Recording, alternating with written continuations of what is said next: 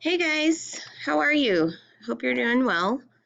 We're going to be talking about adding and subtracting with unlike denominators. And we have done this about 100 times, but it's okay. We can do it again. Hopefully, some of you already have this, and we're going to be doing some guided notes with this today. So, let's say we have a problem like 4/6 minus 1/5. Okay. Um, all right. So, the first thing that we need to do when we see addition or subtraction is automatically in our brain think, oh my gosh, these are not like denominators. With addition or subtraction, you have to have like denominators, all right? So I'm going to take my 6 and my 5. My computer is like mega slow today. Okay, 6 and 5.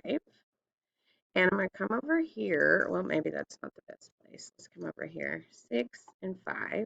I'm going to make a T-chart. And what am I going to put on my T-chart here?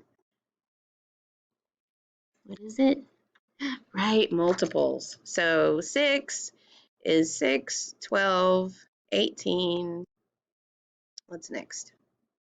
Right, 24. Then, okay, 30. Then 36. Okay, then 42. Good. Okay, and then we know our fives. Those are easy. 5, 10, 15.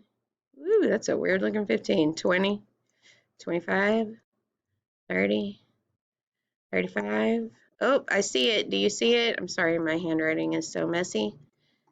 Oh, I know you see it. What is it? It's 30. Okay, which means that each of these have to become 30, just the denominator. Now, because we've had so much issue with this, I'm starting to think maybe I need to try a different strategy. So we're going to try something different today. We know that both of these need to become 30. So what will I multiply the 6 by to get 30? I'll multiply it by 5. Now that also means I'm going to have to multiply this one by 5 as well. So I'm just going to put a times 5 here, and that means the numerator, the top, and the bottom, the denominator, both have to be multiplied by 5. I've already done the denominator because I know it's 30.